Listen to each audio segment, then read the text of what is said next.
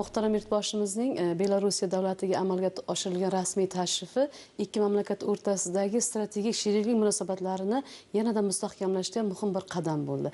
Kuni kecha tashrif davomida erishilgan mana shu kelishuvlarni amaliy ijrosiga bag'ishlangan taqdimotda ham asosiy e'tibor har bir kelishuvni aniq natijaga aylantirish masalasiga qaratildi. Ikki davlat o'rtasida tashrif yakunlariga ko'ra o'zaro savdo aylanmasi 2 milliard AQSh dollariga yetkazish, mashinasozlik, qishloq xo'jaligi, farmatsevtika, tibbiyot sohalaridagi 310 ta investitsiya loyihalarini amalga oshirish bo'yicha kelishuvlarga erishilgan edi.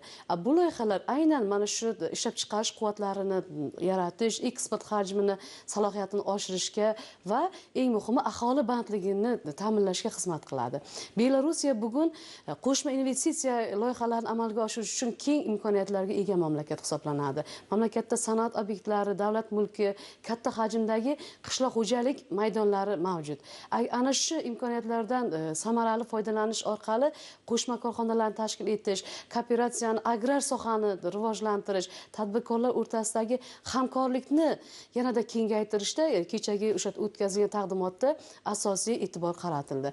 Shuningdek, mehnat migratsiyasini tartibli tashkil etish, Belorussiyada ishlash istagini bildirgan fuqarolarimiz uchun ish joyi, ularni yashash sharoiti, xavfsiz va munosib mehnat sharoitlari bilan ta'minlashga xizmat qiladigan barcha masalalar ko'rib chiqildi. Masalan, shu Andijon viloyati bilan Vitebsk viloyati o'rtasidagi hamkorlikka muhtaram yurtboshimiz alohida e'tibor qaratdilar va bundan keyin ushbu hamkorlik modeli mamlakatimizning har bir viloyatida amalga oshirish, joriy etish haqida aniq vazifa belgilab berdilar.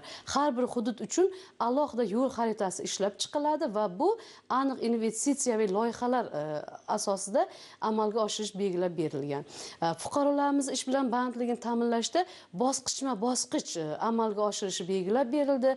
Belorussiyaning 13 ta korxonasiga yil yakuniga qadar 1100 ta fuqarolarni ish bilan bandligini ta'minlash va bu jarayonda o'sha Vitebsk shahrida O'zbekiston migratsiya agentligi vakolatxonasi ish boshlash to'g'risida aniq vazifa belgilab berdilar. Bundan tashqari logistika sohani rivojlantirishga ustuvor vazifalar bir sifatida belgilab olindi. Yil yakuniga qadar o'sha Orsha stansiyasida intermodal logistika markazining ishga tushirilishi, ikki davlat o'rtasida to'g'ridan-to'g'ri blok poyezdlar qatnovi yo'lga qo'yilishi, bu tashqi savdo hajmini oshirish bilan birgalikda yuk tashish xarajatlarini sezilarli darajada qisqartirish imkoniyatini beradi.